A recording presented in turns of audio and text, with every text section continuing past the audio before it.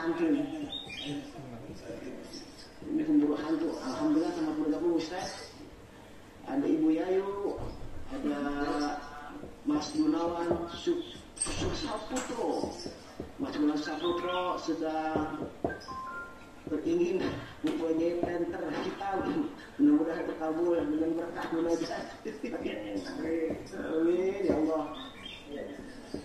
Ada Bapak Ustaz M.Edi Suharsopo. Selamat bergabung. Alhamdulillah.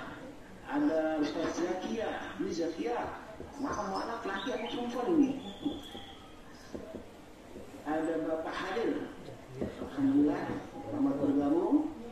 Ada Mbak Listian Novianti, Pasir Putih, Cibung Bulang, Bogor. Dan guru kita Muharram di Haji Syarif Rahmat SKMA. Mudah-mudahan Allah menjaganya dan kesehatannya. Ada Bapak Didin Tawes, ada Bapak Tauhidianto, senior kita di Majlis Guru Salam. Dan ada Mbak Ayu Panduwinata, ada Ibu Widi Hasuti dan Ibu Ati Nirnawanati. Mudah-mudahan semuanya kita istiqomah mengikuti pengajian Masjid Guru Salam Masjid Sabtu pagi. Mudah-mudahan menambah keimanan dan ketakwaan kepada Allah Subhanahu wa taala. Buat streaming YouTube. Jemaah kami mohon nanti pada saat pelaksanaan pengajian Masjid Sabtu pagi untuk tidak mengaktifkan mikrofon Zoom-nya. Dan apabila ada pertanyaan mohon memberikan pesan dulu melalui admin, nanti admin yang mengaturnya. Kami rasa itu aja. Kami mohon wassalamualaikum warahmatullahi wabarakatuh.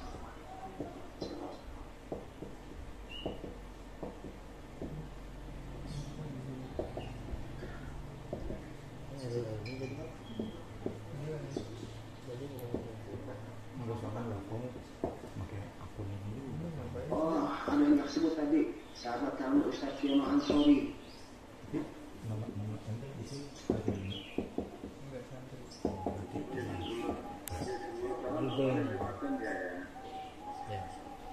Sebelum salam pada kemarin permintaan karyawan dan banyak rekan-rekan perawat mungkin yang merasa jenuh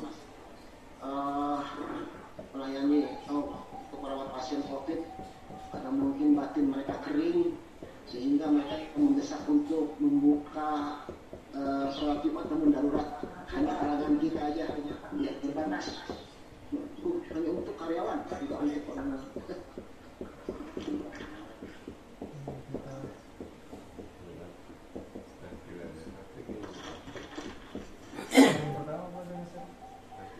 Dan di depan so.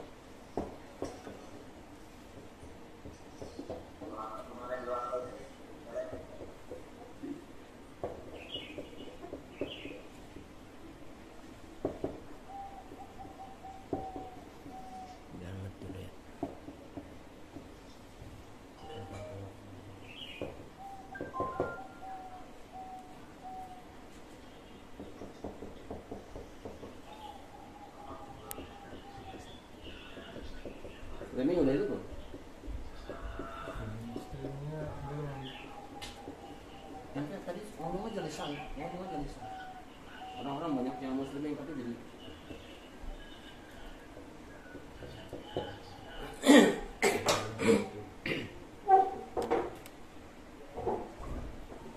Pak Suharsopo itu. Assalamualaikum Ustaz.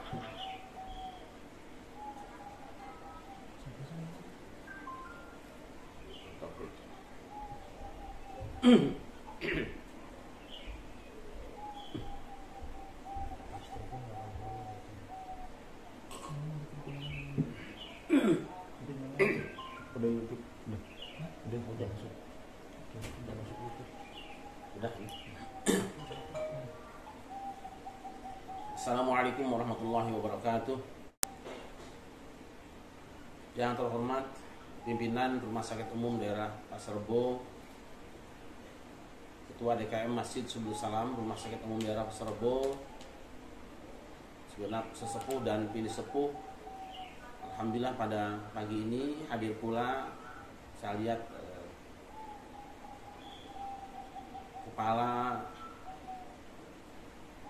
pesantrenan Akis ya, Pak Ustadz Dr. Andes Edi Suhartsongko. Beliau ini kepala Akis ya. Hadir juga mantan Presiden Masjid Al-Muhajirin Bapak Dr. Andes Haji Sukarman Sibawe. Terima kasih juga berkenan yang bergabung. Ada Ustadz Marhar dan sebagainya, sahabat-sahabat saya, juga para ustadz, hamba-hamba Allah yang dimuliakan. Dengan izin Allah, pagi ini kita kembali bersama dalam rangka mengisi waktu supaya bernilai ibadah dengan membaca ayat-ayat firman Allah yang ada di dalam Al-Quran. Hari ini kita insya Allah akan membaca ayat 24 sampai dengan ayat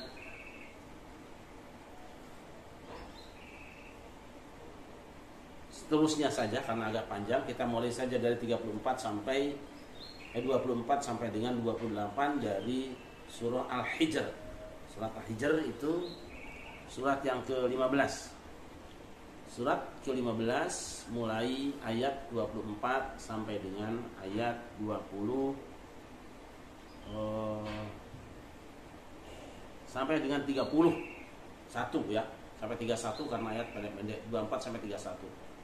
A'udzu billahi minasyaitonir rajim. Bismillahirrahmanirrahim. Wa laqad khalaqnal insana min salsalin min hama'in masnun. Wal janna khalaqnahu min qablu min naris sawm. وإذ قال ربك للملائكة إني خالق بشرا من صلصال من حمأ مسنون فإذا سويته ونفخت فيه من روحي فقعوا له ساجدين فسجد الملائكة كلهم أجمعون إلا إبليس أبى أن يكون مع الساجدين قال يا إبليس ما لك ألا تكون مع الساجدين قال لم أكن لأسجد لبشر خلقته من صلصال من حمأ مسنون. Silakan dibaca. Bismillahirrahmanirrahim. Dan sungguh kami mengetahui orang yang terdahulu sebelum kami, dan kami mengetahui orang yang terkemudian. Oh iya, salah saya. Dari ayat 26 salah saya. Maaf, saya salah nomor. Bismillahirrahmanirrahim. Dan sungguh kami telah menciptakan manusia Adam dari tanah liat kering, dari lumpur hitam yang diberi bentuk. Dan kami telah menciptakan jin sebelum Adam dari api yang sangat panas. Dan ingatlah ketika Tuhanmu berfirman kepada para malaikat, sungguh aku akan menciptakan seorang manusia dari tanah liat kering dari lumpur hitam yang diberi bentuk. Maka apabila aku telah menyempurnakan kejadiannya dan aku telah meniupkan ruh ciptaanku ke dalamnya, maka tunduklah kamu kepadanya dengan bersujud. Maka bersujudlah para malaikat itu semuanya bersama-sama, kecuali iblis, ia enggan ikut bersama-sama para malaikat yang sujud itu. Dan Allah berfirman, wahai iblis, apa sebabnya kamu tidak ikut sujud bersama mereka? Iblis berkata, aku sekali-kali tidak akan sujud kepada manusia yang engkau telah menciptakannya dari tanah liat kering, dari lumpur hitam yang diberi bentuk. Sadaqallahul azim. Sebelum Allah menciptakan makhluk manusia, Allah telah selesai menciptakan dua makhluk yang lebih senior, yaitu malaikat dan jin. Kita tahu malaikat diciptakan dari cahaya, dan jin disebutkan dalam ayat ini wal janna khalaqnahu min qablu min naris samum. Jin diciptakan sebelum bashar dari api yang menyala, dari panas api. Sudah ribuan tahun mereka hidup, sudah ribuan tahun mereka beribadah, baru Allah mengumumkan kepada malaikat, inni khaliqum basyaram min salsalin min hama'im masnun. Aku akan menciptakan bashar dari tanah, dari lumpur yang dipanaskan. Dilihat dari asalnya, manusia sekilas lebih rendah dari asal dua makhluk sebelumnya. Malaikat dibuat dari cahaya, itu indah. Sedangkan jin dibuat dari api, itu juga kuat.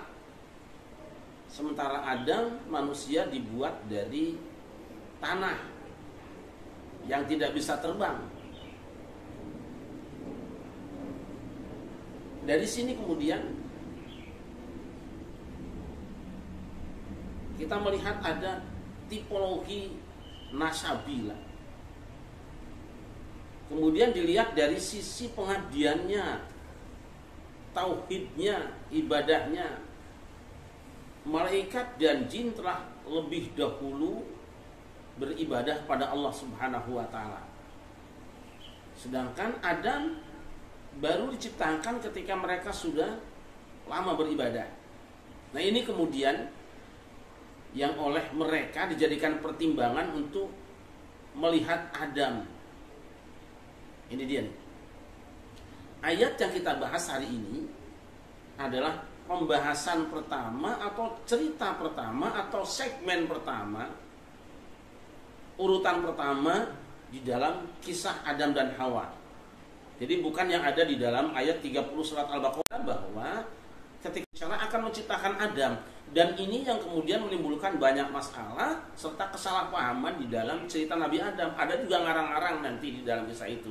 Nah, yang pasti ayat inilah yang berbicara tentang proses pertama penciptaan umat manusia. Sedangkan yang di ayat 30 nanti itu urutannya kesekian, masih agak panjang.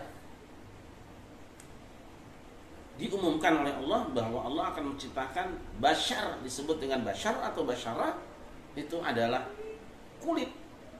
Nah, bangsa makhluk kasar, karena jin dan malaikat atau malaikat dan jin itu sungguh pun mereka berakal, mereka tidak punya fisik. Lihat perubahannya. Malaikat punya akal, tidak punya nafsu, taat terus. Nah, jin punya akal, punya nafsu, tidak punya fisik. Manusia punya akal, punya nafsu, dan punya fisik. Ini sebenarnya menggambarkan bahwa penciptaan manusia merupakan penciptaan yang final. Jadi penciptaan yang paling canggih di antara tiga makhluk kalau tadi itu. Saya ulangi, malaikat punya akal, tidak punya nafsu, dan tidak punya fisik. Jin punya akal, sudah punya nafsu, belum punya fisik. Manusia punya akal, punya nafsu, dan punya fisik. Nah, masalahnya adalah di dalam diri manusia nanti ada dua stasiun yang suka diperebutkan. Ada lammatun minal malaikah, itu tempatnya di akal. Ada lammatun minal syaitan, minal jin, minal syaitan ya, di kelompok setannya. Itu adalah nafsunya. Nah, nanti dikendalikan antara apakah manusia itu akan ditumpangi oleh semangat malaikat atau ditumpangi oleh semangat setan. Insya nanti kita akan sampai bahasan di situ. Kita masih bicara tentang nasab atau silsilah ketiga makhluk ini. Jadi malaikat bin cahaya, jin itu bin api, sedangkan Adam itu bin tanah, gitu loh gampangnya. Di sini wa idz qala rabbuka Dan ingatlah ketika Tuhanmu berfirman. Ini yang membeda-bedakan berfirman, bersabda, berkata itu kan kita. Kalau Quran tidak ada ya kola-kola semua. Tapi kalau kita mengatakan dan berkatalah Tuhan, kayaknya kurang pantas itu. Nabi Muhammad ngomong nggak pantas itu. Itu bagi orang yang beradab ya. Tapi benar tapi tidak pantas gitu loh. Wah, Nabi Muhammad bilang begini. Nah, kurang pantas apalagi ngomong. Gitu loh. Kurang pantas. Nah, ini terjemahan kita biasa untuk supaya kita bagaimana mengalihkan bahasa yang ada dalam Al-Qur'an kita pahami, kemudian juga tidak nyaman, tetap nyaman. Nah, Allah katakan fa idza sawaituhu wa nafakhtu fihi min ruhi, apabila aku telah rampungkan sempurna fisiknya bashar ini, si tanah tadi yang berkulit tadi, fisik selesai, wa nafakhtu fihi min ruhi, kemudian kami tiupkan ruh padanya. Saya akan potong di sini. Sebenarnya manusia yang dicipta itu badan dulu apa ruh dulu? Di sini masalahnya. Ketika seorang ibu hamil dan nanti lahir jabang bayi ke dunia, itu sebetulnya yang lebih dahulu itu fisik apa ruh diciptakan? Nah, ini panjang bahasanya, nanti ada dalam kitab Ar-Ruh itu. Ada yang mengatakan ruh ada dulu sudah disiapkan di sana, baru proses fisiknya. Ada yang mengatakan fisiknya rampung dulu baru muncul ruhnya. Tapi isyarat ayat ini jelas mengatakan seakan-akan bahwa penyiapan fisik tersendiri, ruh tersendiri. Jadi ruh sudah ada, tinggal fisiknya disiapkan. Ibaratnya apa? Rangka mobil sudah ada, mesinnya sudah ada, tinggal dibikin rangka mobilnya, baru dipasangkan. Belum dipasang sebelum selesai rangkanya. Dah, itu nanti bagi yang ingin membahas bisa dibaca dalam kitab Ar-Ruh karya Ibnu Qayyim Al-Jauziyah, itu cukup panjang. Allah berfirman, jika telah selesai secara fisik dia, lalu ku tiupkan ruh ke dia. Ruhi juga di sini masalah, saudara-saudara. Karena idhofat. Ruhi itu sama dengan ruhullah. Ini pembahasan ini panjang sekali nanti. Kalau idhofat itu biasanya ada berapa makna? Misalnya gini, kutiupkan nafasku, berarti nafas itu bagian dari badanku. Kusentuhkan tanganku, berarti tangan itu bagian dari aku. Tetapi kalau ku berikan kopiku, kopiku itu, kopi bukan bagian dari aku, dia ada di sampingku atau aku yang menyeduhnya. Begitu. Saya ulangi, contohnya, kutiupkan nafasku, maka nafas itu keluar dari aku. Tapi kalau ku serahkan kopi ini, kopiku, maka kopi ini ada sesuatu yang ada di sampingku, bukan aku sendiri. Nah, kita pasang sekarang. Min ruhi, aku tiupkan dari ruhku. Apakah yang dimaksud dalam pengertian pertama bahwa ruh itu keluar dari zat Allah? Atau ruh dalam pengertian Allah sudah menyiapkan ruhnya, kemudian ditiupkan ke situ. Kalau tiupannya, siapa yang meniupkannya kalau begitu? Jika terpisah, yang meniupkannya bukan Allah tentunya. Fa'arsalna ilaiha ruhana, dalam kisah Nabi Isa, lalu kami kirimkan ruh kami, yaitu malaikat Jibril, yang meniupkan ruh ke dalam rahimnya Maryam. Itu bukan Allah, tapi malaikat Jibril, ruhnya ciptaan Allah, kemudian malaikat yang meniupkannya. Nah, itu pengertian yang kedua, dan ini yang diterima para ulama. Tetapi nanti memang ada di antara ahli filsafat dan ahli tasawuf, pernyataan Allah mir ruhi itu menunjukkan bahwa manusia adalah makhluk yang paling dekat dengan Allah, dan dia ada kemurnian dari Allah yang dimasukkan ke dalam fisiknya. Maka itu yang membuat manusia menjadi mulia. Karena apa? Ruhi, seakan-akan tiupannya langsung dari Allah dan bagian dari Allah. Insyaallah kalau panjang umur kita bahas tasawuf dan filsafat nanti. Kebetulan di antara kita ada ahlinya di sini, Dr. Mustafa. Nah, jika sudah selesai penciptaan fisiknya dan aku tiupkan ruh padanya, waqa'u lahu sajidin. Kamu semua malaikat sujud kepada dia. Saya tidak akan bahas lagi tentang sujud sungkem itu ya, sudah selesai pernah kita bahas. Makhluk muda, generasi muda dihormati oleh yang lebih sepuh. Jadi kalau sekarang itu ya junior, tapi dihormati oleh senior. Karena apa? Karena dia punya kelebihan yang tidak dimiliki oleh seniornya tadi. Dia punya kelebihan dari yang lain. Lebih sempurna dia, produk terakhir. Lalu fasajadal malaikatu kulluhum ajma'un. Semua malaikat pun bersujud. Baru saja selesai diciptakan, Adam belum ngomong, Adam belum sinau, Adam belum belajar, sudah dihormati penciptaannya. Padahal nasabnya turunan tanah. Sujud semua malaikat. Illa iblis aba ayyakuna ma'as sajidin, kecuali iblis dia tidak mau ikut bersama orang-orang yang sujud. Perhatikan ma'as sajidin. Di Quran ada warka'u ma'ar raki'in, sujud bersama orang sujud, ruku bersama orang ruku. Ini menggambarkan berjamaah. Perintahnya itu berjamaah, menghormatnya bareng-bareng. Nah, apakah waktu itu prakteknya berjamaah baru sujud bareng atau satu persatu? Tidak ada penjelasan. Tetapi secara isyarat barangkali ini menunjukkan bahwa mereka bareng sujud menghormatnya. Jadi seolah-olah Allah itu hormat gerak. Nah, lalu malaikat sujud hormat semua gitu kira-kira. Illa iblis, kecuali iblis, dia tidak mau termasuk yang ikut berjamaah sujud. Ketika ditanya oleh Allah, kenapa kamu tidak mau sujud ketika aku perintah pada kamu? Kenapa kamu tidak mau bergabung dengan orang yang sujud rame-rame di situ? Apa jawabannya? Lam akun li asjuda li basyarin khalaqtahu min salsalin min hama'im masnun.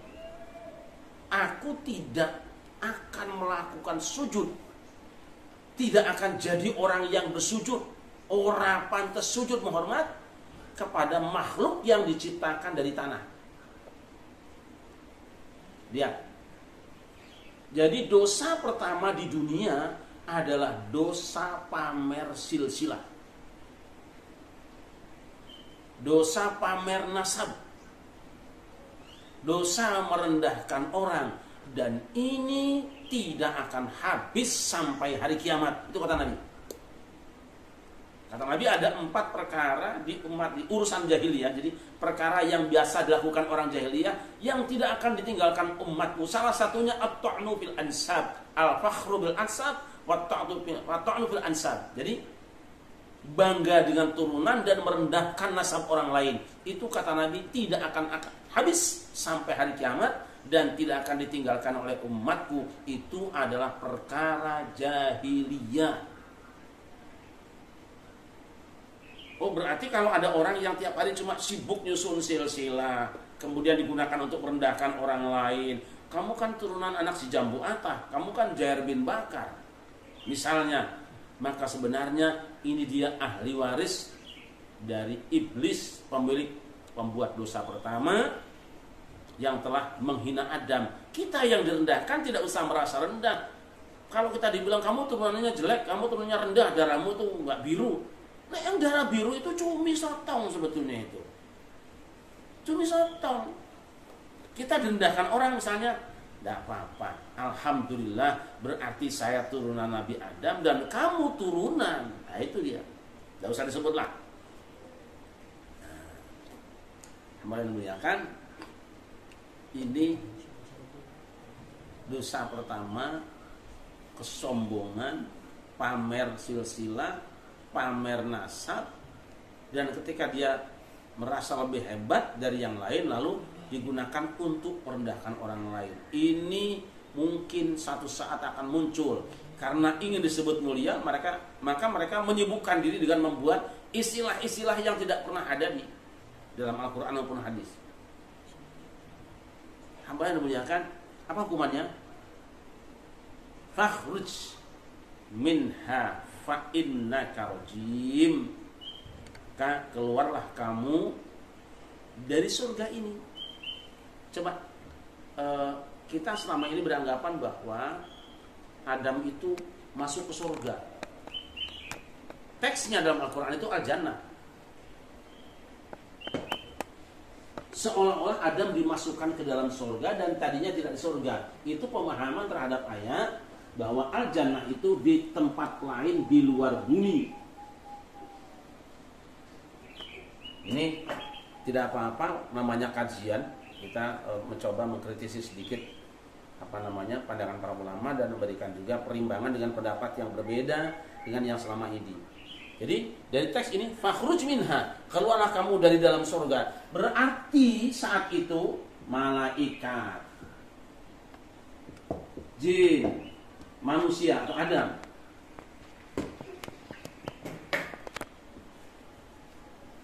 itu ada di dalam al-jannah. Yang sering kita terjemahkan dengan surga. Apakah benar yang dimaksud dengan al-jannah di dalam kisah Adam dan Hawa itu adalah surga yang tempatnya di langit? Ini akan sedikit bersinggungan dengan ayat yang lain.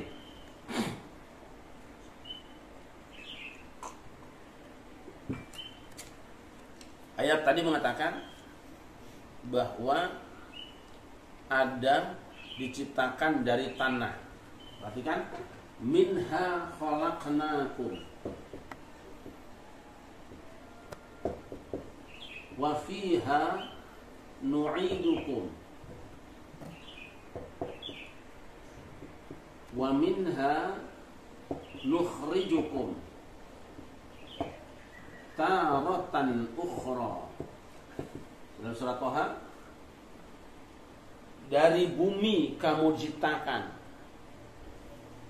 dan ke bumi kamu dikembalikan, serta dari bumi nanti kamu akan dikeluarkan pada kali yang lain. Jadi dari awal Adam diciptakan sudah di bumi, dibuat dari bagian bumi. Loh, kenapa disebut dengan al-jannah? Ya, jannah disebut jannah karena dia kawasan bumi yang istimewa, rimbun. Tempatnya itu di bumi, bukan di langit. Jadi bareng-bareng malaikat, jin dan Adam itu di jannah. Jannahnya di mana? Di bumi, bukan di sana, bukan di langit. Mana buktinya? Mereka bareng di situ. Fakhruj minha, keluar dari situ. Karena orang yang sudah berada di dalam surga, kata Al-Quran, wa ma hum minha bimukhrajin, mereka tidak akan dikeluarkan dari surga selama-lamanya. Itu menunjukkan bahwa jannah yang ditempati oleh Adam dan Hawa itu adalah jannah lughawiyah, bukan pengertian surga di akhirat nanti, tapi jannah kawasan bumi. Saya menarik berulang kali membaca dalam kitab Bible, di dalam kitab Kejadian pasal 1 itu dikatakan bahwa Adam dan Eva tinggalnya di sebelah timur kota Eden, Yaman. Kota Eden itu Yaman, sampai sekarang masih ada. Jadi Adam dan Hawa itu tinggal di daerah Yaman, Yaman Utara kalau tidak salah. Jadi Yaman yang paling subur kawasannya, di situ Adam dan Hawa tinggal.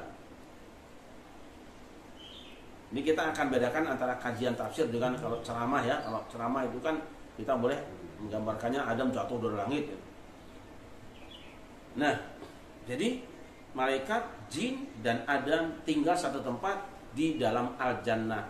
Apakah jannah itu pengertiannya di langit, atau jannah itu pengertiannya adalah taman yang indah, bumi yang subur? Kita memang panjang bahasannya, tapi melihat ini jelas Adam dan Hawa itu berada di dalam al-jannah, yaitu tanah yang subur, karena jannah itu menutup rimbun, tanahnya tidak terlihat karena tutup oleh pepohonan. Nah, mana bukti lain bahwa itu ada di bumi? Seandainya surga itu ada di langit, dan seperti yang digambarkan dalam Al-Quran, ada penjaganya atau dikunci rapat, niscaya iblis tidak akan bisa pulang lagi ke situ, tidak akan bisa masuk lagi ke situ.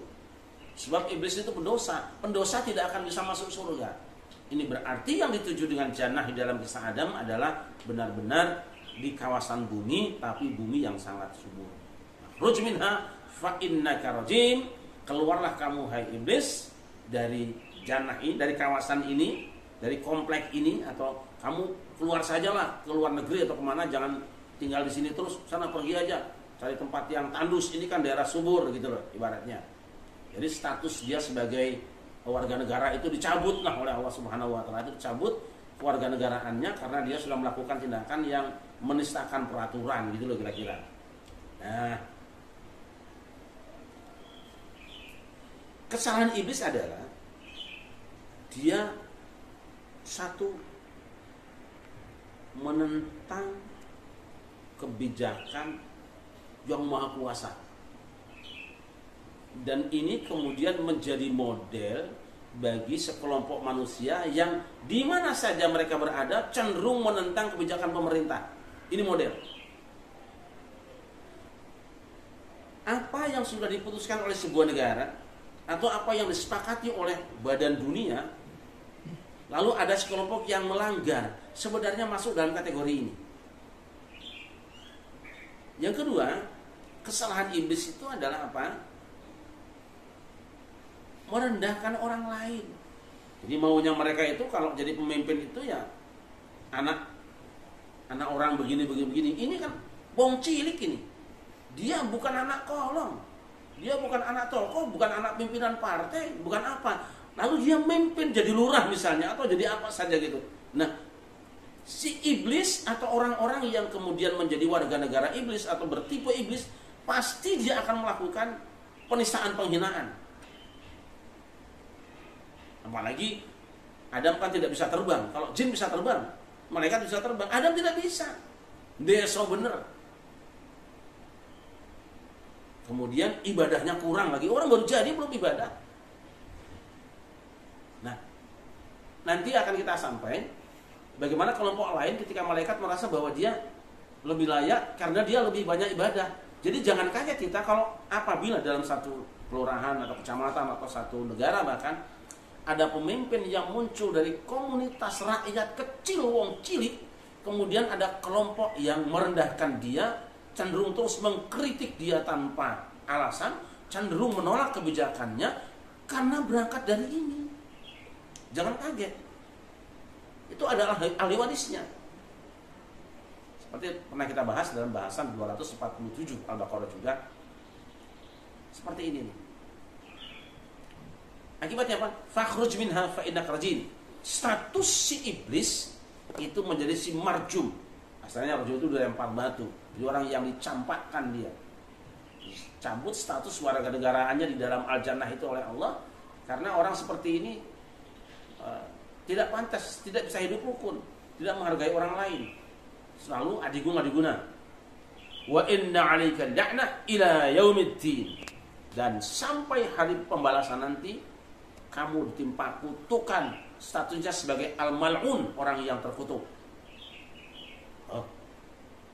Jadi mari kita obati, jangan sampai ada perasaan bahwa kita lebih baik daripada orang lain, lebih hebat daripada orang lain, karena itu akan menyebabkan kita menjadi bolonya iblis. Kita bisa melihat sekarang, iblis sudah ribuan tahun beribadah, tapi kemudian jadi terkutuk karena kesombongan. Coba tanya kita, berapa banyak ibadah kita bandingkan dengan kesombongan kita yang ribuan tahun beribadah saja gara-gara sekali sombong, merendahkan nasab orang lain, merasa lebih mulia turunan daripada orang lain, kemudian menolak aturan Allah, dia kemudian dihina oleh Allah Subhanahu wa taala.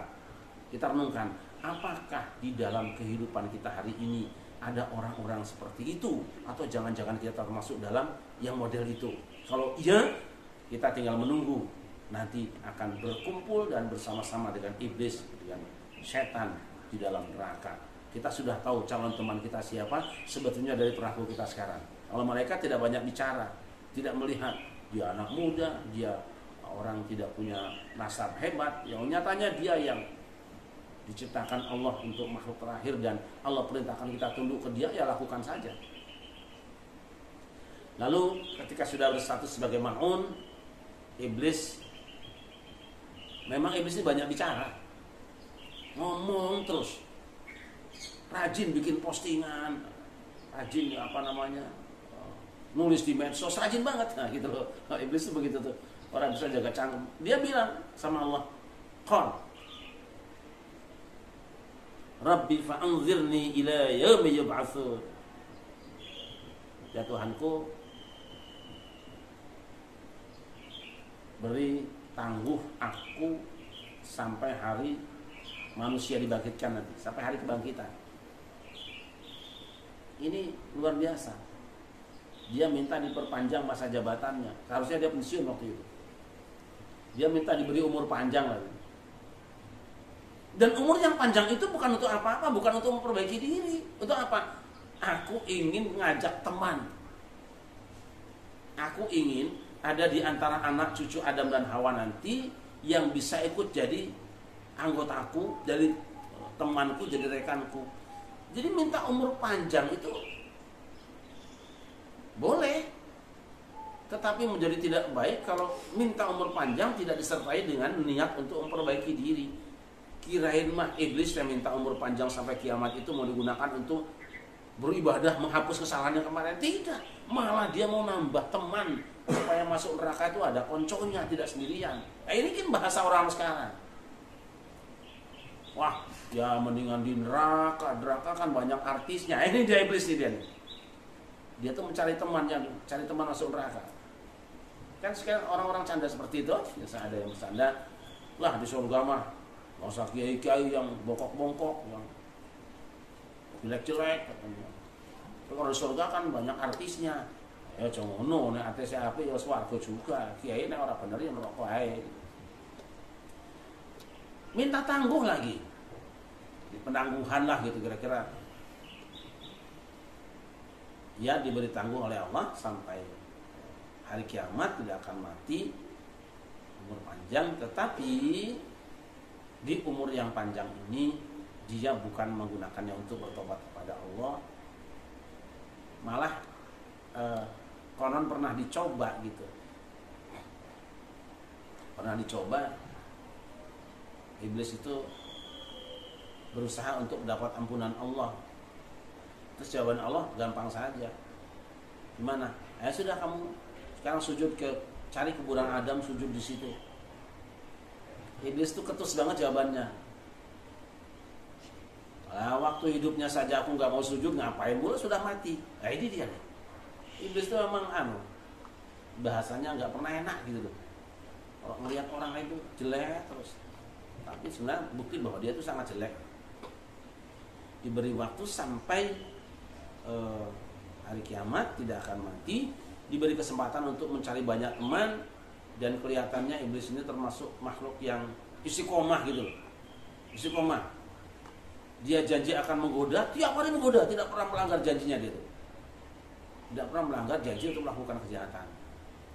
Lalu Allah persilahkan. Apa katanya? Kata iblis, karena aku telah terkutuk dan terhina, aku akan goda seluruh anak Adam. Tsumma la'atiyannahum min baini aydihim wa min khalfihim wa an aymanihim wa an syama'ilihim wa la tajidu aktsarahum syakirin. Aku nanti akan mendatangi anak Adam. Ini aktif banget dakwahnya nih. Aktif banget. Jadi dakwah kita ini kalah. Kalau kita dakwah kan diundang. Iblis tidak diundang. Dia datang menyiapkan ongkos sendiri dan schedule-nya luar biasa. Hari ini jatahnya menggoda Pak Haji Mahali misalnya gitu loh. Umpamanya mau ngaji terus agak malas gitu. Nah iblis tuh bikin aja alasan, ada sunatan tetangga. Nah itu pintar itu. Ini umpama gitu loh. Atau misalnya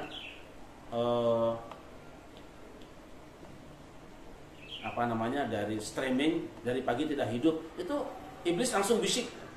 Tiba-tiba cerdas itu. Ini kebetulan handphone saya ada hang atau segala macam lah. Ini umpama loh ya, umpama. Itu iblis itu sudah hebat. Apa saja dia bisa. Hatta orang yang sekarang sedang ngaji cuma supaya diarani hadir, kemudian masang fotonya doang, itu bisa jadi itu bagian dari hasil dakwahnya iblis. Gitu. Iblis itu konsekuen. tidak pernah mengingkari jobnya, pasti. Dan dengan pasukannya sesama iblis bangsa jin itu, setan bangsa jin, wah penghargaannya luar biasa. Bisa menyesatkan satu orang, itu piagam penghargaannya sangat besar. Sangat besar. Nah kita ini tidak. Kadang-kadang kalau ada orang yang bisa mengislamkan orang itu nggak ada harganya sama sekali di hadapan kita semua. Tapi iblis bisa menyesatkan orang itu dapat piagam penghargaan. Nah, konsekuensinya iblis seperti itu. Akan aku datangi dari depan, dari belakang, kanan dan kiri. Dan statement terakhir ini sangat menohok kita. Wala tajidu aktsarahum syakirin, dan engkau ya Allah tidak akan dapati mayoritas manusia yang syukur, kebanyakan kufur. Masya Allah, mengerikan ancaman ini. Komitmen dia, proyeknya sampai hari kiamat, mayoritas manusia harus melakukan kekufuran dan tidak bersyukur pada Allah. Ya Allah jawab juga.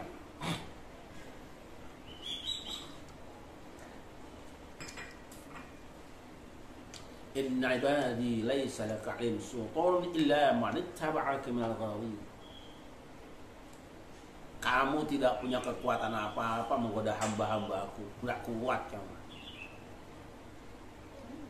Enggak kuat. Yang bisa kamu goda hanya orang-orang yang memang celaka. Yang lainnya yang mukhlasin, orang yang suci, menjaga kesuciannya, orang yang ikhlas dalam beramal ibadahnya, dia tidak akan bisa digoda. Maka satu-satunya benteng supaya kita tidak tergoda oleh iblis, oleh setan, hanya satu, yaitu hadirnya Allah di dalam hati kita. Gimana kita bisa selamat? Dari depan kita diserang, dari belakang kita diserang, kanan serang, kiri serang. Nah itu sebabnya nanti ada kalimat dari ulama Thariqah Qadiriyah Naqsyabandiyah. Katanya kalau kamu ingin lepas bebas dari serangan jin, ikuti zikir Qadiriyah. Ketika serang dari depan, ucapkan la. Serang dari kanan, ilaha. Tangkis. Serang kiri, illallah. Itu aman. Makanya la ilaha illallah itu katanya lagi nangkis serangan setan. Saya tidak akan membahas ini karena bukan urusan saya, tapi itu memang dipergunakan oleh para ulama dalam rangka menangkis serangan setan, godaan setan. Maka zikirnya adalah dengan cara seperti silat. La ilaha illallah. Itu tangkisan kita katanya itu. Tapi yang inti adalah la ilaha illallah itu nancap di sini. Karena apa kata Nabi? La ilaha illallah hisni, faman dakhala hisni amin minasyaitan. La ilaha illallah hisni, faman dakhala hisni amina minan niran. Kata Nabi, Allah pernah berfirman, kalimat la ilaha illallah itu bentengku. Siapa yang masuk bentengku, aman dia dari godaan setan. La ilaha illallah itu bentengku. Siapa yang masuk bentengku, aman dia dari sentuhan api neraka. Karena apa? Setanlah yang menjadi koordinator api neraka. Orang yang bebas dari setan, insya Allah dia bebas dari api neraka. Nah mudah-mudahan kita semua terbebas dari kenal dengan makhluk yang satu ini nih, si iblis ini dan pasukannya. Apakah termasuk juga pasukannya, agen-agennya, korlapnya. Ini banyak sekali korlapnya ini. Koordinator lapangannya banyak sekali. Ya. Dewan pimpinan cabangnya ada. Ini bertingkat-tingkat. Semoga Allah Subhanahu Wa Taala menjaga kita semua, dan mari kita berusaha untuk bagaimana Allah senantiasa ada di dalam hati kita semuanya. Bismillahirrahmanirrahim.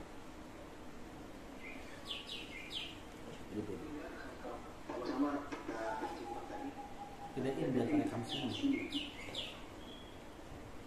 Kajian dari guru kita. Bagi para jemaah yang mungkin ada pertanyaan, kami persilakan. Abdul Razak bertanya. Ya silakan. Assalamualaikum warahmatullahi wabarakatuh. Senantiasa berdoa kepada Allah semoga Bapak Kiai diberikan panjang umur, berkah dari ilmu kita semua. Amin ya rabbal alamin. Dua pertanyaan Pak Kiai. Pertanyaan yang pertama, tadi begitu banyak uraian dari Pak Kiai yang menceritakan tentang awal mula Nabi Allah Adam dengan makhluk Allah yang lainnya, dengan malaikat dan para jin. Ya.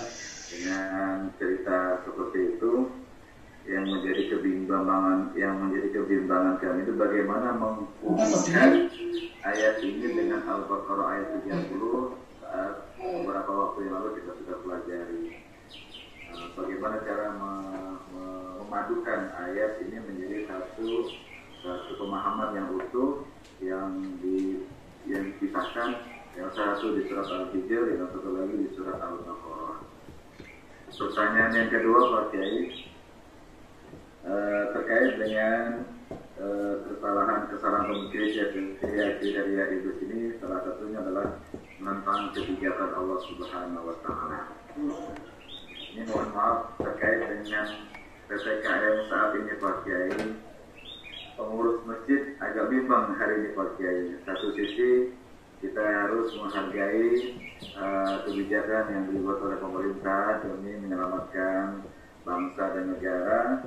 Satu sisi lagi kita juga harus memakmurkan masjid dengan berbagai macam agenda kegiatan, di mana saat PPKM seperti ini banyak sekali agenda-agenda kegiatan di masjid yang disarankan untuk dilakukan di rumah masing-masing. Nah, kami belum bisa memberikan jawaban terhadap jamaah terhadap kegelisahan yang dimiliki oleh para pengurus masjid. Semoga nasihat Pak Kiai bisa kami sampaikan kepada jamaah dan insya Allah menjadi pencerahan buat kita semua. Terima kasih, mohon maaf. Wassalamualaikum warahmatullahi wabarakatuh. Assalamualaikum warahmatullahi wabarakatuh. Pertama, memang insya Allah penafsiran saya ini penafsiran pertama baru yang berbeda dengan para ulama terdahulu. Bisa dicek di semua tafsir, insya Allah pasti beda dengan semuanya. Ini adalah petunjuk Allah kira-kira 20 tahun yang lalu. Selama ini kan kita tahunya firman Allah di dalam surah Al-Baqarah 30, wa idz qala rabbuka lil malaikati inni ja'ilun fil ardi khalifah. Dan ingatlah ketika Tuhanmu berfirman kepada malaikat, hai malaikat, sesungguhnya aku akan mengangkat khalifah di muka bumi. Itu sebagai ayat pemberitahuan baru akan menciptakan Adam. Menurut saya ini salah. Dari mana kesalahannya? Kesalahan pertama, karena kata ja'ilun diartikan dengan bimakna khaliqun, dengan arti khaliqun, beda sekali. Sangat berbeda. Apa bedanya? Perhatikan ayat tadi. Inni khaliqun basyaran min salsalin min hama'im masnun. Khalaqa atau khaliqun itu adalah menciptakan sesuatu dari sesuatu yang sudah ada. Kan tadi aku akan menciptakan manusia basyar dari tanah. Tanahnya sudah ada, baru dirubah menjadi manusia. Wa bada khalaqal insan min tin, memulai penciptaan manusia dari tanah. Tanahnya sudah ada, lalu dirubah jadi manusia. Wal janna khalaqnahu min qalbin min nar samum. Jan kami ciptakan dari nyala api. Nyala apinya sudah ada dulu, baranya sudah ada, baru kemudian dengan khalaqa dirubah menjadi jin. Sedangkan ja'ala bukan itu. Ja'ala biasanya memiliki dua maf'ul. Lihat misalnya dalam firman Allah di surat Fajar ini sini supaya kelihatan ya ini ya.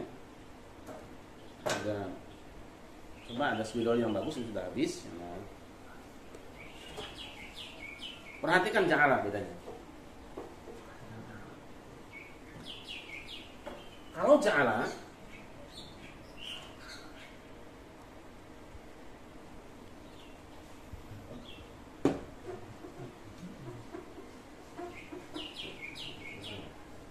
ini khalaqa ya, saya garis bawah itu khalaqal insana min tin. menciptakan manusia dari tanah. Ada tanah dulu, lalu proses dengan khalaqah jadi manusia. Wal jannah khalaqnahu min qablu khalaqnahu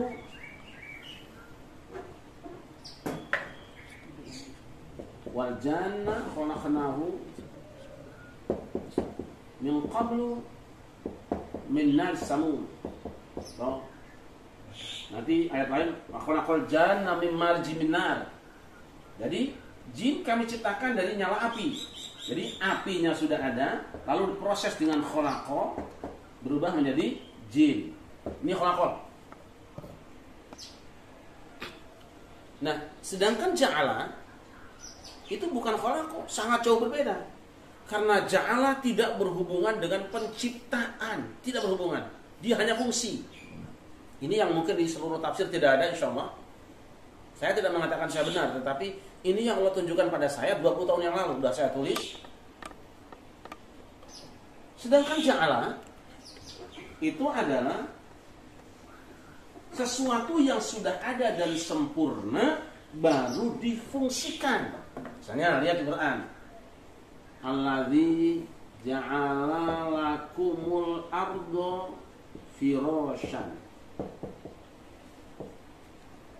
Kami jadikan bumi sebagai hamparan kamu. Sejak awalnya dia bumi sudah ada dan hanya ketika kamu turun lalu hamparan di situ. Mungkin pakai ayat ini kita agak sulit ya. Agak sulit, tapi yang lebih mudah adalah Allah berfirman kepada Nabi Daud, "Inni ya Daud inna ja'alnaka khalifatan fil ard." Ya Daud, inna ja'alnaka khalifatan. Ya Daud, kami menjadikan kamu menjadi khalifah. Daudnya sudah ada, karena ketika lahir belum khalifah. Diangkat jadi khalifah. Atau dalam doa, waj'alna lil muttaqina imama. Dan jadikanlah kami ya Allah, ini ja'ala nih. Jadikanlah kami ya Allah menjadi imam bagi orang bertakwa. Ini yang berdoa siapa? Yang berdoa adalah orang-orang yang beriman. Ibadur Rahman. Tentu orang yang berdoa yang ingin diangkat jadi imam ini sudah ada, maksud iya belum lahir sudah berdoa kan? Juga Nabi Ibrahim. Nabi Ibrahim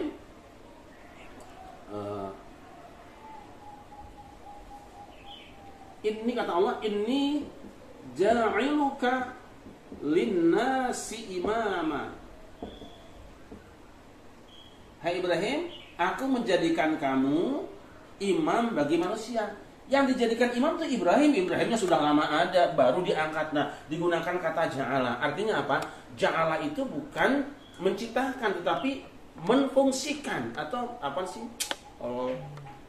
Ya menjadikan lah. Misalnya, jadikanlah saya imam. Itu pakai ja'ala. Nah, ketika ini ja'ilun fil ardi khalifah, itu Adam sudah lama ada. Dan sudah fil ardi bukan fil jannah.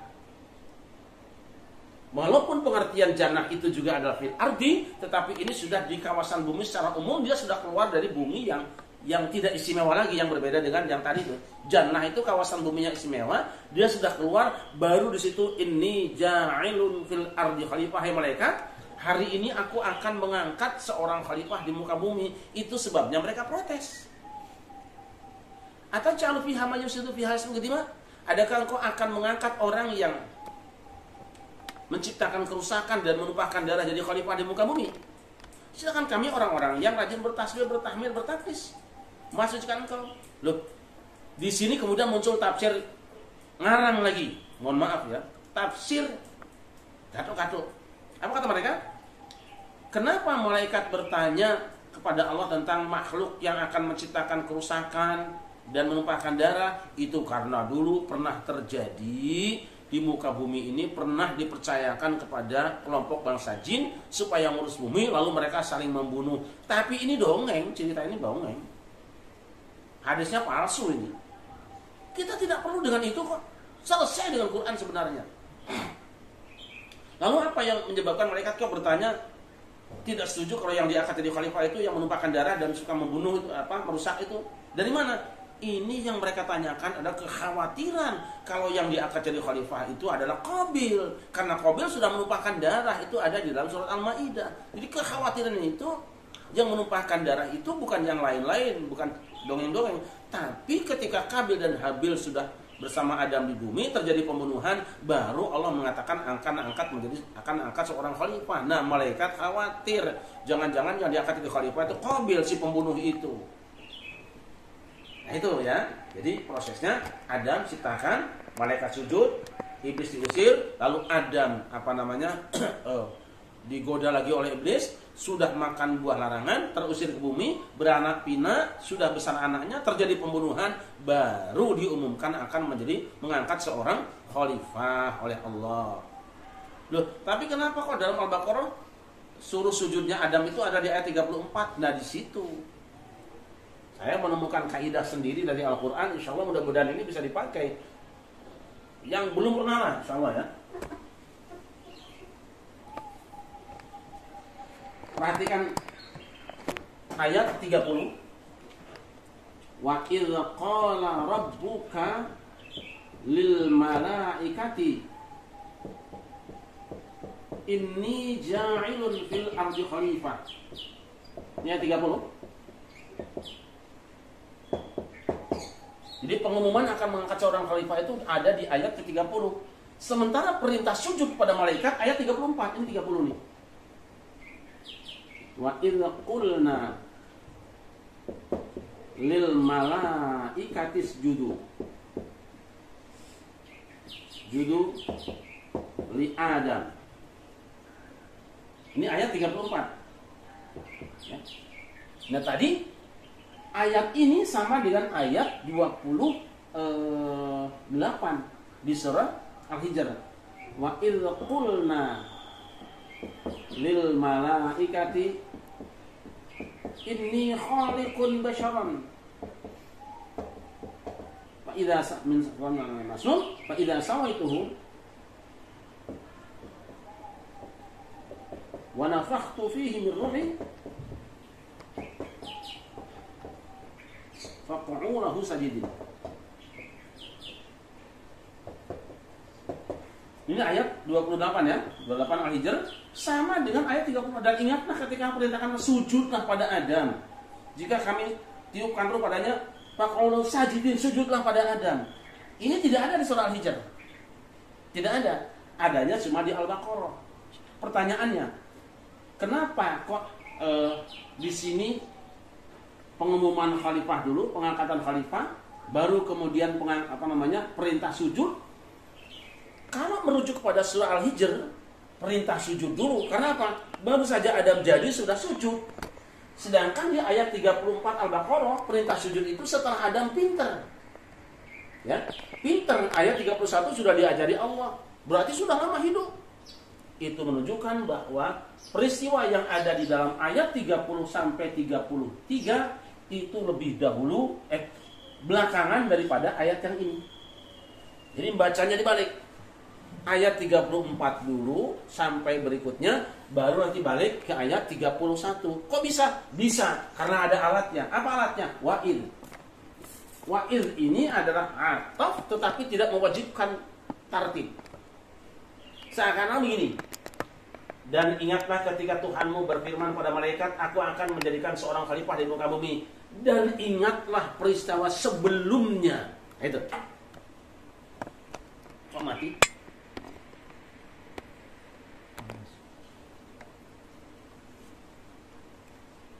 Dan ingatlah peristiwa sebelum itu, yaitu ketika kami perintahkan pada malaikat supaya bersujud pada Adam. Jadi sujud dulu, itu yang pertama. Menggunakan wa'il. Wa'il ini dua huruf, wa dan il. Kalau wa saja, dia tidak bisa, dia harus tertib. Pun il saja, itu harus tertib. Karena wa dan il digabungkan, maka dua peristiwa itu walaupun urutannya 1, 2 bisa dibalik 2, 1 aslinya. Dan ini insya Allah penemuan saya. Nah, mudah-mudahan ini para pakar ada bisa mengkritisi karena beberapa dosen pernah saya coba belum ada yang memberikan tanggapan. Ini pemikiran saya dan itu nanti banyak di Quran. Di surah Toha, wa'idh ini kisah Nabi Adam nih, kisah Musa nih. Baru di sini kisah Nabi Adam. Padahal mestinya kan Adam dulu. Nah, untuk memastikan bahwa ini tidak terjadi kesalahan, maka di dua sini ada wa'idhnya. Wa dan id. Dan ingatlah ketika. Nah, maksudnya apa? Dan ingatlah peristiwa sebelumnya, yaitu ketika.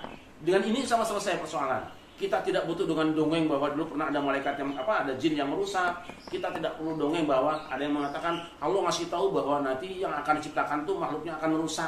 Ini memfitnah Allah sebetulnya. Karena Allah tidak pernah memberitahukan bahwa manusia diciptakan akan merusak, tidak pernah memberitahukan pada malaikat. Dan kenapa malaikat tahu? Nah, itu jawaban-jawaban yang dikarang. Tetapi sungguh pun demikian, itu hasil karya para ulama yang harus kita hargai. Meskipun kita punya hak untuk menyanggah karena tidak ada dasarnya baik di Al-Quran maupun hadis yang sahih. Wallahu a'lam. Yang kedua, tentang prokes. Ya, kita punya kewajiban. Ya ayyuhalladzina amanu atti'ullaha wa atti'ur rasul wa ulil amri minkum. Ini ayat khusus bagi orang yang beriman, dan saya tidak akan berikan pada yang tidak beriman. Tapi pada yang beriman, mari sadar ini seruan Allah, perhatikan serius. Sudah sering saya sampaikan, jika ada ya ayyuhalladzina amanu, ya ahlul kafirun, ya ahlul kitab, itu di belakangnya satu di antara tiga. Ada perintah, ada larangan, atau ada statement yang perlu direnungkan. Di sini dilanjutkan dengan perintah. Menurut asalnya perintah itu menunjukkan pada wajib. Ya ayyuhalladzina amanu atti'ullah. Taatlah kamu semua pada Allah. Wa atti'ur rasul. Dan taatlah kamu semua pada Rasul. Wa ulil amri minkum.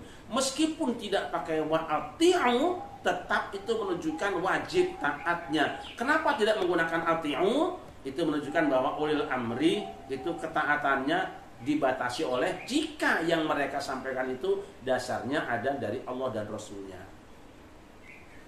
Nah, yang kedua, kenapa harus ada tanpa wa'ati'u di sini?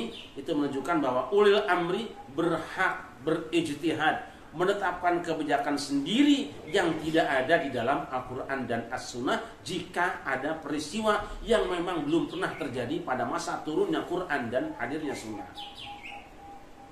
Nah, kita wajib taat pada Allah, wajib taat pada Rasul, dan wajib pada ulil amri. Siapa ulil amri? Ayat ini pada awalnya berkenaan dengan kewajiban mematuhi seorang pemimpin amir dalam satu peperangan, ya. Tetapi ayat ini umum, lafadznya umum. Ulil amri itu adalah orang-orang yang memegang urusan di antara kamu. Ada yang mengatakan pemerintah, ada yang mengatakan ulama dan lain sebagainya. Tapi yang jelas ulil amri ini maknanya sangat lebar. Kalau saya sedang sakit, ulil amri yang ngurusin sakit itu dokter. Saya wajib patuh dokter kalau memang saya waras berpikirnya dan saya ingin sembuh. Saya orang yang mengasuh pesantren, yang tahu urusan pesantren prosedurnya adalah Pak Kakis. Maka saya wajib patuh dengan apa yang dikatakan Pak Kakis, Pak Edi Sasongko. Prosedurnya saya ikuti. Saya orang Muslim. Ulil amri di bidang agama adalah ulama. Kalau saya ingin selamat dan saya beriman, maka saya wajib ikut fatwa para ulama. Nah, dan saya sebagai warga negara, kalau saya ingin selamat dan dianggap beriman, patuhi aturan negara. Sederhana banget. Jangan pertentangkan antara perintah agama dengan kebijakan negara. Nah, sekarang ketika ada wabah corona, yang tahu itu dokter. Lalu negara mengundang para pakar, para ahli, kemudian disimpulkan bahwa cara untuk melindungi diri dan menyelamatkan masyarakat dari pandemi ini adalah dengan satu pakai masker, kemudian jaga jarak, cuci tangan, tingkatkan imun. Ini kemudian, ini yang ngomong ahlinya loh ya, para dokter nih. Yang ngomong tuh bukan dokter kaleng-kaleng ini, dokter beneran. Kemudian pemerintah memandang perlu supaya semua masyarakat selamat dan aman, dibuatlah keputusan oleh negara, diumumkan seluruh masyarakat. Maka mematuhi kebijakan pemerintah tentang prokes, hakikatnya adalah mematuhi Al-Quran. Jangan main-main, wajib hukumnya. Kenapa? Mereka ulil amri. Tapi saya ingin Jumatan, jangan ngeyel. Fikih ada aturannya sendiri. Puasa Ramadan juga boleh ditinggalkan kalau bepergian kok. Ada yang ngeyel zaman Nabi dulu. Para sahabat Nabi bepergian, terus tahu-tahu ada yang lagi dirubung-rubung, dikumpul-kumpul. Ada apa ini? Kelenger Rasulullah. Kenapa kelenger? Ini orang ini puasa. Udah mau pergian kok malah puasa. Apa kata Nabi? Laisa minal bir asyam fis safar. Berpuasa di perjalanan itu bukan suatu kebajikan, bukan. Quran sudah menetapkan kok. Hadis ini sahih riwayat Muslim. Berpuasa, kekeh puasa saat bepergian itu bukan suatu yang istimewa. Boleh buka. Bahkan ada yang keras nanti, kalau bepergian tuh wajib tidak puasa. Wah, itu ekstrim. Ya kita ngambil yang tengahan lah. Ya kalau kira-kira kuat sih puasa enggak apa-apa daripada nanti bayarnya juga malas-malasan. Tapi kalau pergian jauh capek, jangan puasa. Seperti itu. Jumatan enggak boleh, bukan tidak boleh Jumatan. Ada madarat yang jika kamu terus melakukan ibadah Jumat akan muncul madarat yang lebih besar. Nah besok kamu tidak bisa lagi melaksanakan agama dengan baik. Gitu loh. Zaman Nabi hujan deras saja orang tidak usah ke masjid kalau kira jadi masalah. Ini lebih bahaya daripada hujan. Kita bisa pakai payung, kita bisa pakai jaket jas hujan, tapi corona tidak bisa. Kita tidak melihat dia. Islam punya aturan. Wajib sholat 5 waktu dengan sempurna, menghadap kiblat, lurus, kemudian sempurna. Seperti itu caranya. Tetapi ketika ada khauf, rubah cara sholatnya. Perang loh. Dalam keadaan perang, gantian rukuk sujudnya. Padahal selama ini imam rukuk langsung. Ini ada cara sholat yang berbeda dengan sholat biasanya. Karena apa? Ada khauf, ada musuh. Yang kita hadapi sekarang ini, corona itu lebih hebat daripada musuh. Kita bisa bunuh musuh kok. Kita bisa tembak tentara musuh. Tapi kita tidak bisa membunuh virus corona ini. Kita jago silat. Allah banyak yang nemprak jago silat juga. Soalnya jago wirid. Banyak kiai jago wirid yang kena juga corona juga. Saya kan dokter. Faktanya ada juga perawat yang kena. Itu apa? Bukan karena kehebatan pengetahuannya, tapi karena apa? Begitu sulitnya kita mendeteksi dan menghadapi corona. Ini lebih berat daripada musuh. Maka kita menghindarkan diri dari musuh ini. Boleh kita tidak melaksanakan sholat Jumat, kemudian diganti dengan sholat zuhur. Karena alasan ini ada ad-darurat tubihul mahdurat. Darurat itu membolehkan sesuatu yang tadinya dilarang. Saya sebenarnya sudah membuat konsep tahun lalu, tapi sampai hari ini tidak ada yang merespon, walaupun saya sempat bicarakan dengan beberapa tokoh. Saya punya konsep, jika memang kita masih ingin juga melaksanakan sholat Jumat atau Idul Fitri, Idul Adha, bisa dilaksanakan. Mereka yang bertugas tempatnya ada di masjid, sedangkan yang tidak bertugas di rumah masing-masing menggunakan streaming. Dengan catatan, karena kiblat kita ada sebelah barat, maka jamaah yang boleh ikut adalah jamaah yang di sebelah timur masjid, sehingga jamaah mendengarkan di masjid kalau sholatnya. Ya. Yang kedua, jamaah yang boleh berjamaah taraweh, jamaah sholat Jumat, Idul Fitri adalah memang jamaah masjid tetap itu yang termasuk wilayah masjid itu. Di luar itu tidak bisa. Jamaah Pasar Rebo, ya khusus Pasar Rebo. Jangan orang Pasar Kemis, jamaah ke Pasar Rebo. Itu kan sebelah timurnya. Tidak bisa, dan itu jauh. Walaupun melihat kita lewat layar atau streaming, saya sempat mengatakan barangkali ini bisa jadi alternatif untuk tetap bisa dilaksanakan. Sebab apa? Sebab apa yang kita lihat di layar sekarang yaitu dia yang memang ada. Jadi memang real gitu loh, real seperti itu. Tentu ini dilaksanakan hanya pada masa pandemi saja. Jadi jangan kita ngeyel, apalagi rumah sakit Pasar Rebo. Ini contoh loh. Kalau rumah sakit ngadain Jumatan, nanti yang lain ngomong rumah sakit aja Jumatan, masa kami gak boleh. Ini jadi contoh. Dan melanggar perintah Allah, perintah Rasul dan amri adalah dosa di hadapan Allah. Orang yang maksa dengan kebijakan pemerintah, lalu melanggar kebijakan pemerintah, akan diazab oleh Allah karena dia sudah melanggar perintah Allah. Wallahu a'lam bishawab.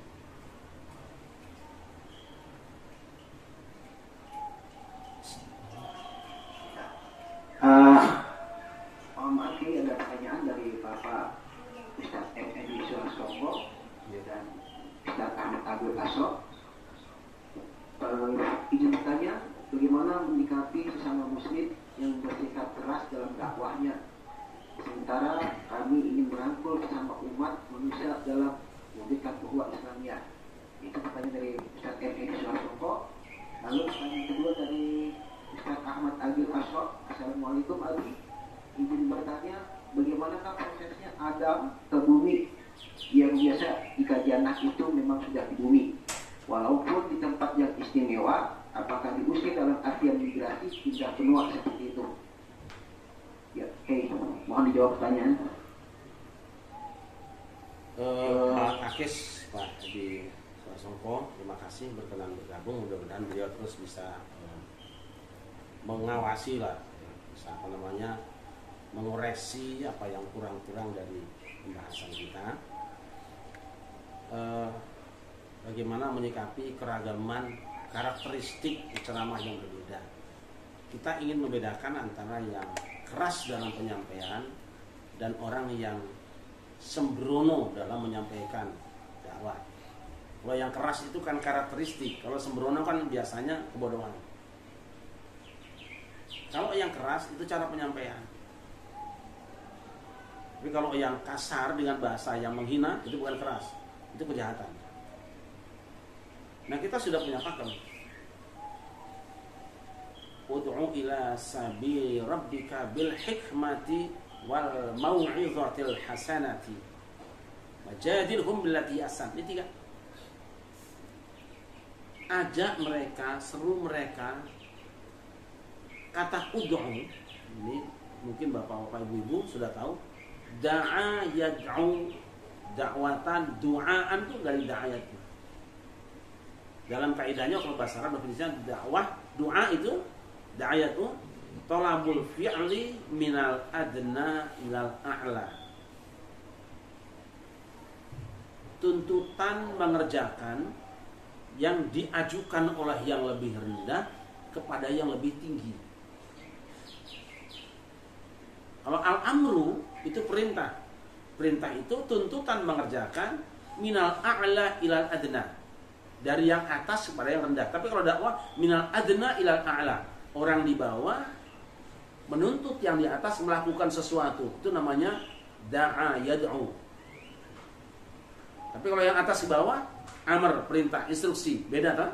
Nah, biasanya kalau yang dari bawah ke atas meminta itu ada tata krama sopan. Nuwun sewu, mohon maaf, berkenan bantu saya. Tapi kalau dari atas bawah, kerjain sekarang.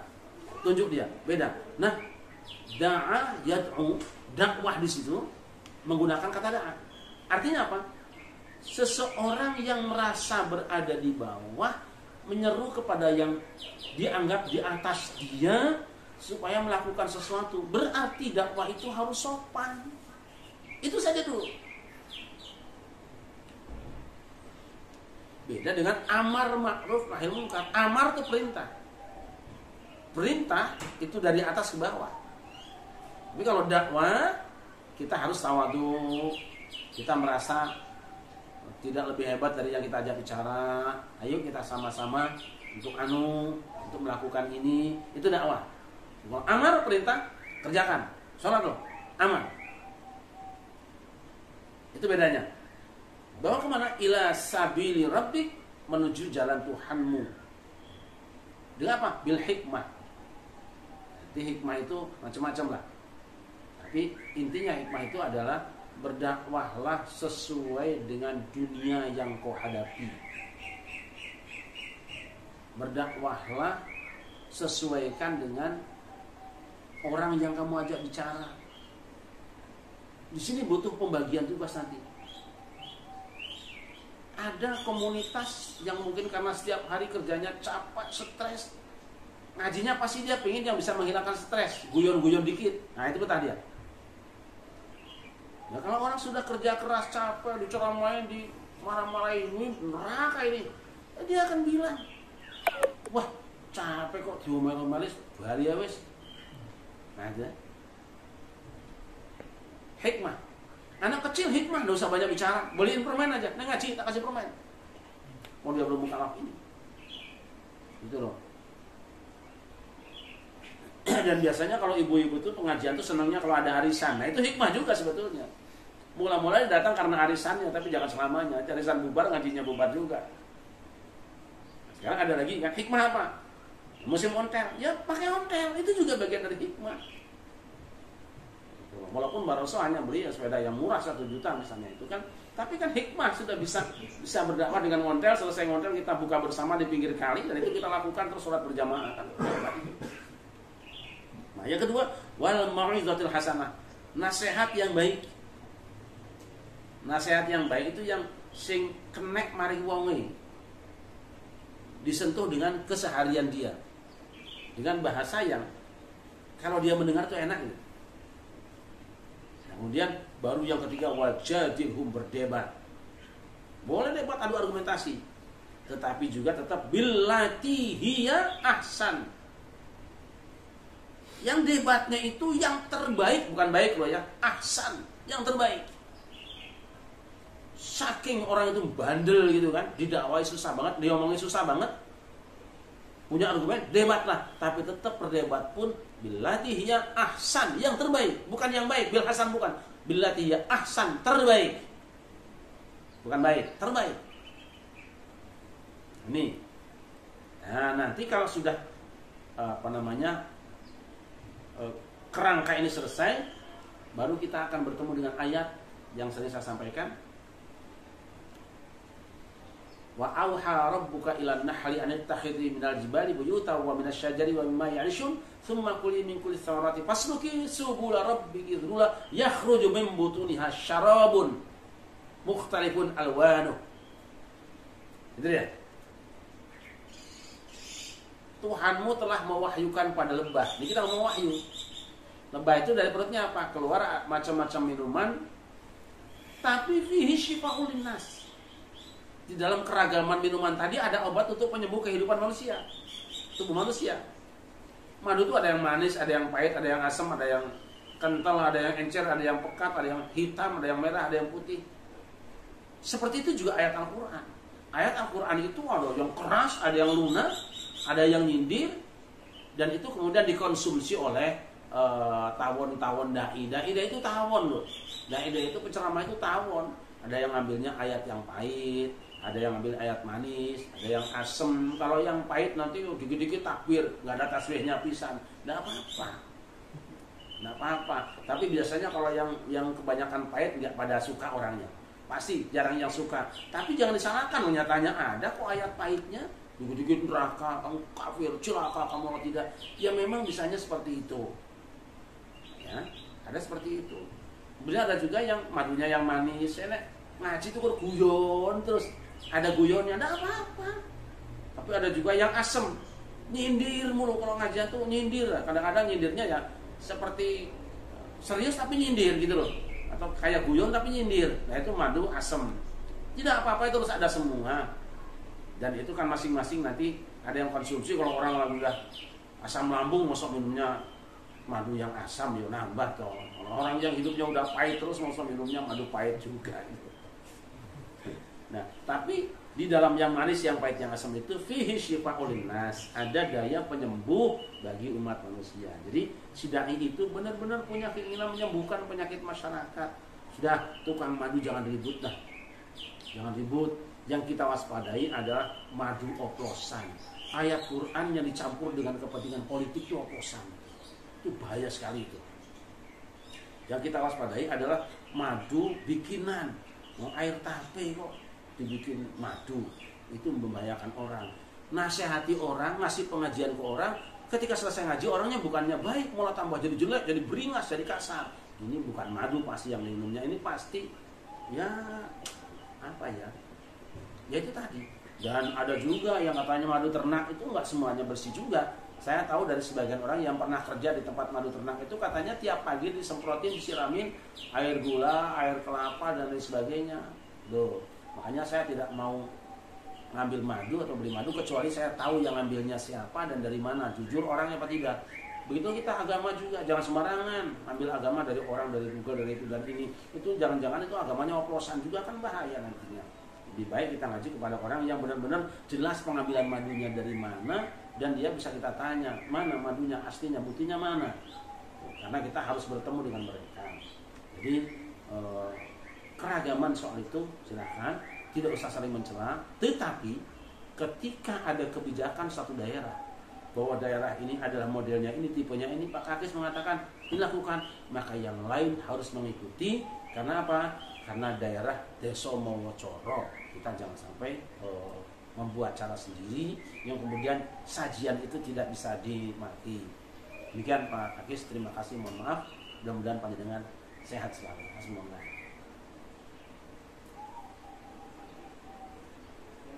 Saya kira pertanyaan kedua dari Ustaz Ahmad Agil Aso.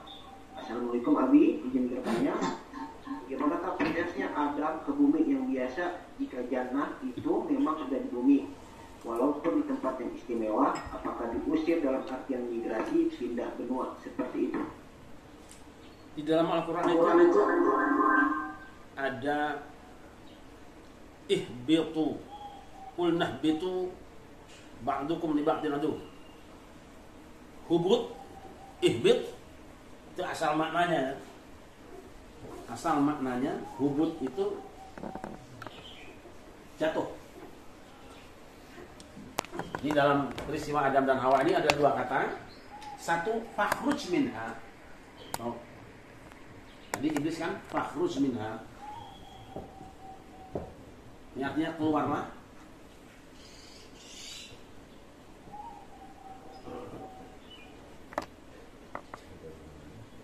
Adam juga sama, fa'akhrajahuma. Lalu iblis mengeluarkan Adam dan Hawa, mengeluarkan. Tapi ada juga ihbitu. Ihbitu. Hubut itu artinya apa? Turun. Jatuh. Kata ini yang kadang-kadang diambil dan difahami sendiri dengan ayat secara sendiri, karena ayatnya mengatakan ihbit itu turun, maka berarti Adam waktu itu berada di atas. Adam dan Hawa berada di atas. Kalau begitu berarti surganya ada di atas. Ditambah lagi ada kata al-jannah. Ini. Lain, ukhruj, keluar. Tetapi kalau kita baca Al-Quran, kata ihbitu tidak selamanya difahami sebagai jatuh jelek dari atas.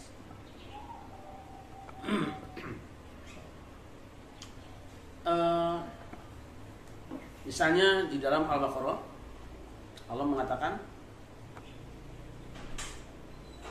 وَإِذْ قُلْتُمْ يَا مُوسَى لَن نَّصْبِرَ عَلَىٰ طَعَامٍ وَاحِدٍ فَادْعُ لَنَا رَبَّكَ يُخْرِجْ لَنَا مِمَّا تُنبِتُ الْأَرْضُ مِن بَقْلِهَا وَقِثَّائِهَا وَفُومِهَا وَعَدَسِهَا وَبَصَلِهَا قَالَ أَتَسْتَبْدِلُونَ الَّذِي هُوَ أَدْنَىٰ بِالَّذِي هُوَ خَيْرٌ اهْبِطُوا مِصْرًا. Ayatnya di Al-Baqarah dah. Ihbitu Misran. Ketika Bani Israel ingin supaya ada makanan yang tidak kayak kemarin saja cuma makanan cuma mana dan sawah, ya pengen ada timun, ada kacang tanah, ada adasnya, ada bawang merah, bawang putih. Lalu Allah katakan ihbitu Misran lewat Nabi Musa, ihbitu Misran.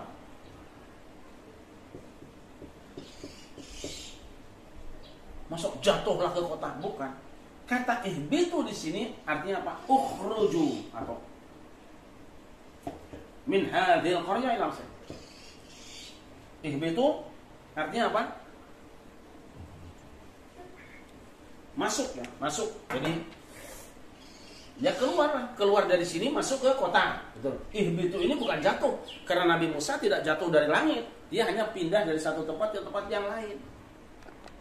Jika ihbitu di sini bisa diartikan dengan pindah, keluar, maka ihbitu di dalam kasus Nabi Adam dan Hawa pun maknanya keluar, dan itu sesuai dengan ayat yang lainnya.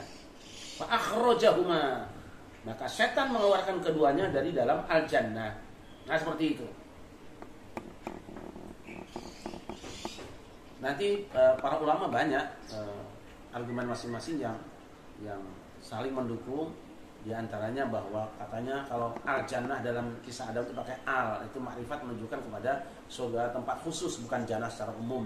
Tapi ini juga tidak bisa diterima karena pada ayat lain juga ada kata al-jannah yang menggunakan al, tapi tidak dimaksudkan dengan jannah pengertian surga. Wallahu a'lam bishawab. Alhamdulillah, aku kira sangat jelas jawaban dari guru kita. Untuk Bapak Mustafa yang bertanya, kami persilakan ingin bertanya langsung. Ya. Assalamualaikum warahmatullahi wabarakatuh. Waalaikumsalam warahmatullahi wabarakatuh. Ya. Izin bertanya Ustaz. Ada penafsiran dari surat Al-Baqarah yang ayat yang 30 itu mungkin betul 20 tahun yang lalu saya mengikuti dan itu dimuat di Qum. Berarti sekarang mungkin ada di Goresan Pena itu, di awal-awal Goresan Pena. Waktu itu yang menjadi rujukan adalah tafsir Tobari dengan pendekatan yang lebih kepada pendekatan historis. Nah, kemudian dari penafsiran yang sesuai pada konteks waktu itu 20 tahun yang lalu, maka ketika diangkatnya Gus Adam dan Mbak Hawa sama dengan Indonesia waktu itu, ya ada Gus dan Mbak. Kemudian Gus Adam juga akhirnya keluar dari istana, sama ketika Adam keluar juga dari istana. Jannah itu yang kemudian dengan berbagai macam penafsiran. Pertanyaan saya, apakah kalau ini ditafsirkan ketika peristiwa Nabi Adam ini dengan pendekatan historisnya tafsir Tobari? Itu pertanyaan saya yang pertama. Kemudian yang kedua, tentang pandemi, barangkali saya lupa matanya itu ada di hadis Bukhari, ketika taun terjadi itu atau pandemi terjadi itu, yang dari luar jangan masuk, yang dari dalam jangan keluar. Itu hanya untuk tambahan saja. Sekian, terima kasih. Mohon maaf. Assalamualaikum. Waalaikumsalam warahmatullahi wabarakatuh. Terima kasih Pak Dr. Mustafa. Memang ini beliau sahabat saya dari dulu, dari zaman kita masih pada ganteng-ganteng dulu ya. Jadi, mungkin beliau yang paling banyak tentang dalam tanda petik kelakuan saya, soal pemikiran-pemikiran. Kadang-kadang saya terus terang curhat, saya kok punya pikiran begini, kalau diomongin di luar pantas apa tidak. Saya inginnya tuh ngobrol dengan guru besar, bisa diskusi dan bisa didokumenkan. Nah, beliau ini sahabat lama dan sudah jadi saudara sampai hari ini. Mudah-mudahan beliau sukses selalu menjadi dosen di YIN Cirebon dan terus bisa mengembangkan ilmu dan pemikirannya kepada masyarakat. Ya, itu tulisan ada di dalam Qum pada tahun 1999 reformasi. Kan sudah ada saya tuliskan di tulisan pribadi sebelum itu. Sewaktu saya berjudul Gus Adam dan Mbak Hawa, itu karena ada pembisik. Saya memang mengutip tafsir Tobari, tetapi justru tafsir itu saya kritik sendiri karena ternyata setelah diteliti hadisnya ada hadis palsu. Nah, kenapa saya angkat di dalam penulisan itu? Karena itu sudah menjadi pembicaraan para mufassirin, sehingga mengangkat itu sebetulnya lebih pada mengutip semacam esai atau cerpen yang dibuat oleh para mufassirin. Tapi penekanan saya bukan pada itu, tapi pada adanya penguasa atau orang yang diberi kekuasaan di dalam surga kemudian terjatuh karena adanya sang penasehat tapi sang penyesat gitu. Jadi jatuhnya seseorang karena menjadikan seseorang sebagai penasehat, padahal si penasehat itu adalah lawan politiknya yang akan menjatuhkannya. Kalau tidak salah bahasannya itu waktu itu bisa dilihat pada kemungkinan nomor 2 atau 3 pada goresan pena jilid pertama tahun 1999, insyaallah pada jilid pertama. Dan peristiwa ini juga saya ulang-ulang di beberapa peristiwa karena sesuai kemunculannya saja. Seperti hari ini misalnya, kisah itu muncul lagi ketika ada pandemi, maka sisi-sisi itu kemudian muncul lagi. Dan itu sebabnya dalam Al-Quran kisah Nabi Adam juga diulang-ulang, Nabi Musa diulang-ulang. Itu menunjukkan bahwa pada surat ini itu penekannya berhubungannya dengan kasus ini. Di surat ini kasus ini, maka dia tidak akan kering dan akan terus ada. Nah, kalau di surat Al-Baqarah misalnya kisah Adam itu berhubungan dengan pengangkatan Adam jadi khalifah. Itu kan pengangkatan Nabi Muhammad jadi Rasul tidak diterima oleh masyarakat. Sementara perintah sujud adalah itu bercerita tentang mereka mengatakan inginannya itu kalau bisa seorang Rasul itu dari 2 komunitas besar seperti dalam surat Asy-Syukhruf nanti itu. Jadi pengennya dia orang Taif atau orang Mekah ya, dari keluarga besar lah bukan Muhammad. Nah itu kisah tadi dijadikan sebagai referensi atau pembanding bagi peristiwa yang sedang terjadi. Nah itu saya coba tarik ke Indonesia karena saya punya prinsip bahwa Al-Quran itu masih terus turun sampai hari ini. Saya ingin bahwa kita tidak membayangkan bahwa Nabi Musa itu hidupnya ada di Mesir. Nah, Musa baru akan bermunculan, Firaun baru akan bermunculan juga seperti itu.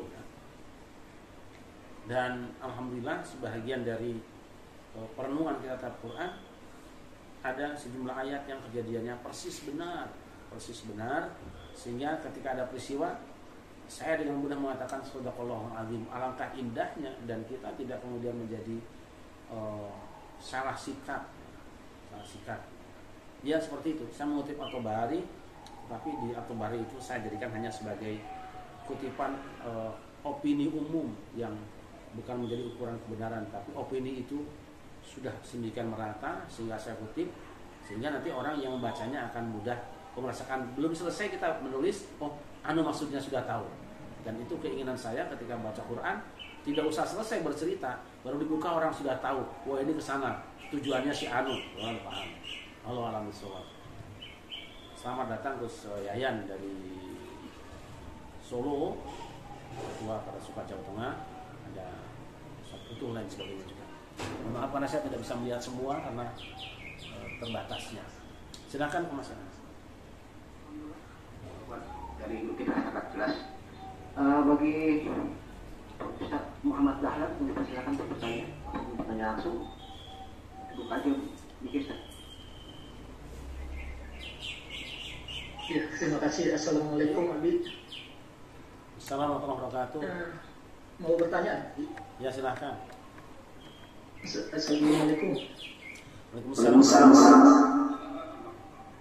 Tadi mau bertanya, tadi Abi sudah jabarkan kalau manusia itu ada roh, ada fisik, berarti casing ibaratnya nggak di mobil.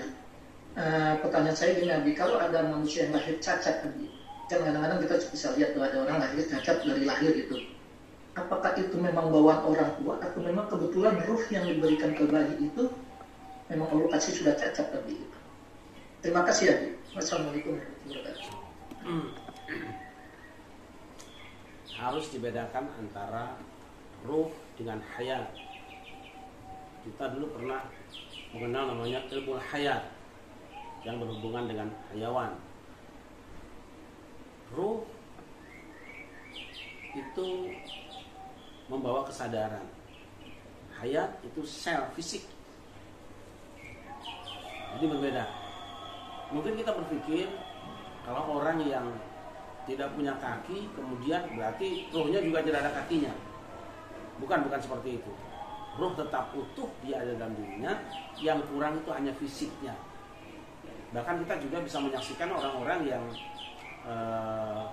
cacat fisiknya. Itu anak-anak orang cacat fisiknya itu kadang-kadang lebih sempurna jiwanya. Ada orang yang gagah fisiknya tapi tidak baik jiwanya. Jadi tidak berhubungan seperti itu. Fisik dibuat fisik tersendiri, roh tersendiri. Jadi tidak kemudian kalau fisiknya kurang lalu menunjukkan rohnya juga kurang. Tidak seperti itu. Allahu a'lam.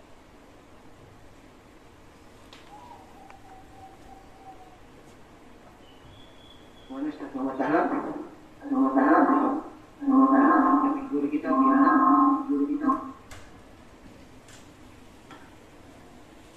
Ya, kurang puas bisa bertanya kembali, kami kasih waktu. Dan mudah-mudahan cukup jelas. Oke, ada satu pertanyaan lagi. Silakan. Dari Mbak Ayu Panduwinata. Assalamualaikum warahmatullahi wabarakatuh. Ingin bertanya, tapi maaf sebelumnya jika pertanyaan ini out of the topic.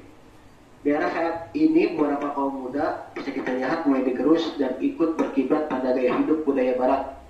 Contoh budaya barat yang amat marak di anak muda saat ini adalah FWB, Friends with Benefits.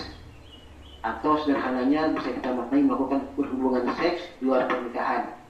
Dan ini dianggap sesuatu yang lumrah bagi mereka yang melakukannya saat ini. Mau tanya Bapak Kiai, bagaimana kita sebagai kaum muda menyikapi hal seperti ini dan bagaimana upaya kita semua untuk bisa ikut memutus rantai pergaulan bebas satu ini. Terima kasih sebelumnya. Wassalamualaikum warahmatullahi wabarakatuh. Waalaikumsalam warahmatullahi wabarakatuh. Manusia dibentuk oleh dua hal. Akhlak manusia dibentuk oleh dua hal.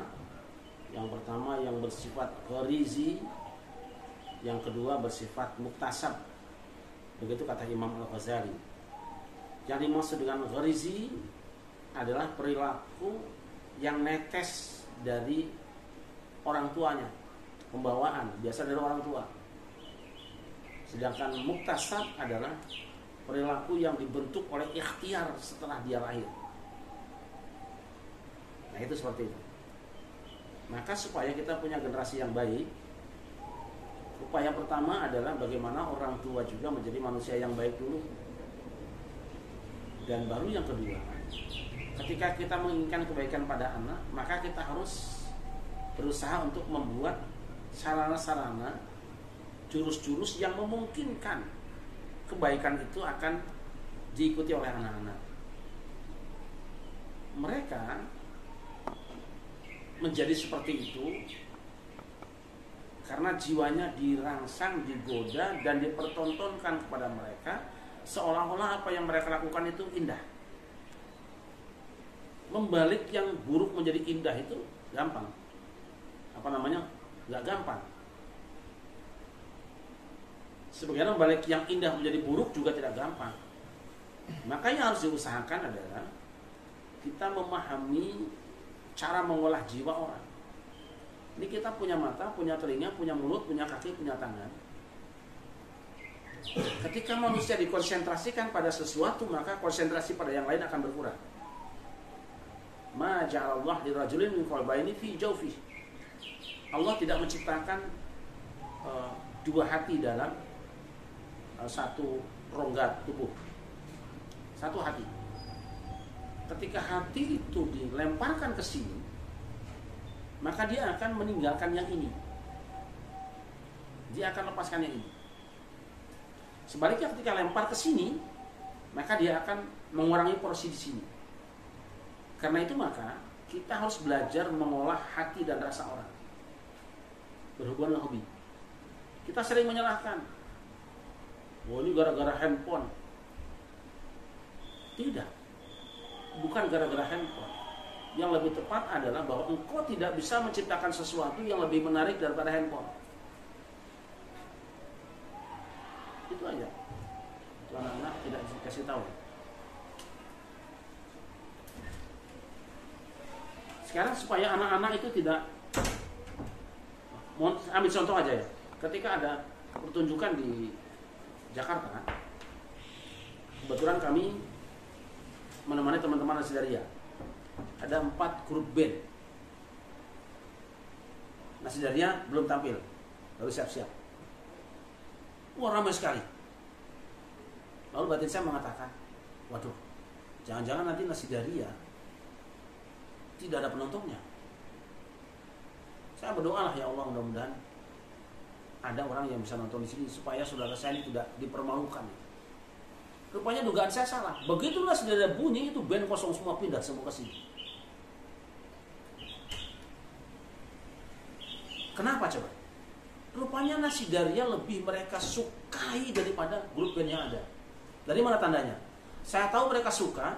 Begitu mereka bernyanyi perdamaian dan lagu Wajah Ayu, ini penonton yang anak-anak muda yang masih pacaran itu bisa nyanyi semua. Berarti mereka suka. Yang membuat anak-anak muda kita senang dengan yang tadi itu disebutkan tadi, Bu. Punten ya. Itu karena kita, punten Mbak Ayu ya, punten. Karena anak-anak kita tahu itu menyenangkan. Bisakah kita para dai, bisakah kita orang tua, bisakah kita negara membuat satu kegiatan yang bisa mengalahkan cinta itu pindah ke sini? Dulu ketika rame-rame katanya mau ada artis yang buruk dari luar negeri datang ke Indonesia, kita kan marah. Wah, jangan dia. Bukan itu seharusnya kita lakukan sehingga kita dikesankan anti orang lain. Saya sempat punya ide, bagaimana kalau misalnya di malam pas si penyanyi tadi akan tampil, kita borong televisi, semua menyiarkan acara presiden, menteri anu, artis anu bareng nyanyi lagu perjuangan atau apa. Saya yakin itu nggak ada penontonnya di situ. Tapi saya tidak tahu harus kemana menyampaikan itu. Jadi kita tidak menolak produk orang, biarkan saja. Sebab semakin kita sebut nanti malah dia akan semakin tenar, kita iklan toh. Tapi bagaimana kita membuat produk yang lebih baik, yang bisa mengalahkan, merebut hati orang, rebut hati. Dan itu yang dicontohkan para wali, termasuk diantaranya paling tidak yang paling kita tahu Sunan Kalijogo. Dia tenggelam di dalam hobi masyarakat, dia masuki itu, tetapi di hobi yang dikemas itu, dikemas sempurna sehingga lebih baik daripada yang ada. Dia tampil menjadi dalang yang paling baik. Dalang-dalang lain sudah dan ini mohon maaf ya, menang isu gitu loh. Dalang bunyi semua. Agamanya lain. Begitu Sunan Kalijaga mendalang, dia tebarkan.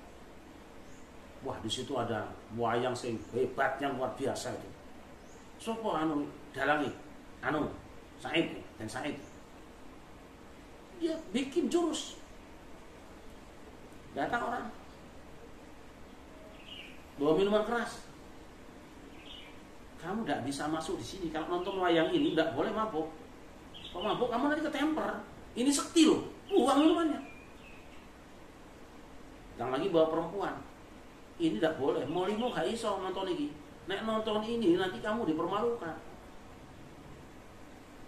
Tinggalkan perempuannya. Masuk. Begitu mau duduk, mereka sudah syahadat dulu. Mereka tidak ngerti apa itu syahadat. Pokoknya malu ilmu nih. Yang penting bunyi. Ada rapalnya dulu. Ayah jam nyawa kanan nagara kata. Dia baca. Orang berpindah ketergantungan kepada ini karena kita punya jurus bisa mengalahkan keindahan itu. Maka pandai-pandailah menari. Jangan sampai kita dikatakan orang tak pandai menari, lantai dibilang miring. Ya, gitu loh. Muka buruk, cermin yang dibanting. Jadi ini memang membutuhkan kebersamaan kita semua. Kita harus kompak semua di sini. Kita harus kompak. Ini pakai belangkon sekarang seperti ini. Karena yang tampilnya itu guru ngaji, nggak menarik. Coba besok bayar artis 1 miliar, kamu pakai belangkon. Kemana belangkon? Viralkan. Nah, nanti anak muda pakai belangkon semua. Ya, jadi insya Allah kita akan mencoba melihat celah-celah inilah. buatlah masakan yang lebih enak dari yang ada. Apa kira-kira? Pasti ada. Cuma kita belum nemu. Pasti ada. Tidak harus mewah lah. Cuma rumah makan yang enak juga itu sederhana saja. Tapi dia menjanjikan sesuatu alternatif yang tidak ada di tempat lain. Tapi begitu dicicipi lebih nikmat. Carikan format yang indah untuk anak-anak muda kita. Kira-kira bagaimana supaya mereka melupakan itu tanpa harus kita bilang kamu jangan di situ, tidak usah begitu, tidak usah. Kita buat saja mari. Begitu dia tertarik ke sini, maka dia akan tinggalkan yang itu secara otomatis. Wallahu a'lam bishawab. Alhamdulillah dijawab dengan juga dan tegas. Saya dari Mbak Ayu, mudah-mudahan dapat mencerahkan Mbak Ayu. Mohon maaf jemaah karena hari semakin siang dan kami juga harus menjalankan tugas di rumah sakit.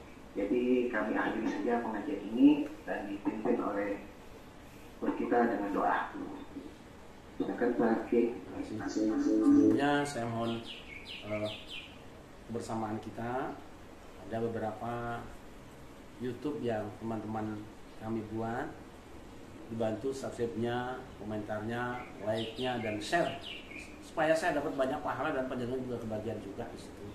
Ada suara Quran, ada santri sunan, ada obrol-obrol, ada juga pena sang kiai. Insya Allah untuk pena sang kiai dan suara Quran mungkin kita akan bedah buku-buku saya nanti bersama teman-teman, khusus Pak Dr. Mustafa yang mengetahui perjalanan proses pemikiran itu. Kita akan bedah bersama dan secara khusus sebetulnya saya ingin bedah politik nasional. Kita ingin undang orang yang paling pakar di Indonesia supaya berbicara tentang politik nasional dan saya ingin terlibat di situ supaya Al-Quran juga ikut berbicara. Sekali lagi mohon dibantu YouTube kami supaya kita bisa terus tayang dan kita sama-sama dapat ibadah. Terima kasih. Mari kita pungkas dengan membaca doa. Al-Fatihah.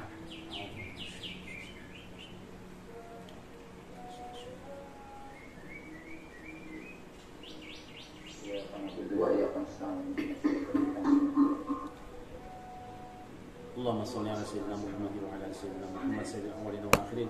Assalamu alaikum warahmatullahi wabarakatuh wa ala sahabati Rasulillah ajma'in. Alhamdulillahi rabbil alamin, alhamdulillahi wa fi ni'mahu wa yukafi mazidah. Ya Rabbana lakal hamdu kama yanbaghi li jalali wajhika wa 'azimi sultanik. Allahumma ighfir lana dhunubana wa li walidina warhamhum kama rabbana saghira. Wa li jami'il muslimina wal muslimat wal mu'minina wal mu'minat al-ahya'i minhum wal amwat. Rabbana zalamna anfusana wa lam taghfir lana wa tarhamna lanakunanna minal khasirin. Rabbana la tuzigh qulubana ba'da idh hadaytana wa hab lana min ladunka rahmatan innaka antal wahhab. Rabbana innaka jami'un nasi li yawmin la rayba fihi innallaha la yukhlifu al-mi'ad. Rabbana atina fid dunya hasanatan wa fil akhirati hasanatan wa qina adzabannar. Wassallallahu ala sayyidina Muhammadin wa ala alihi wa sahbihi wa baraka wasallam. Bi-fadli subhana rabbika rabbil izzati amma yasifun. Wassalamun ala al-mursalin walhamdulillahi rabbil alamin. Assalamualaikum warahmatullahi wabarakatuh.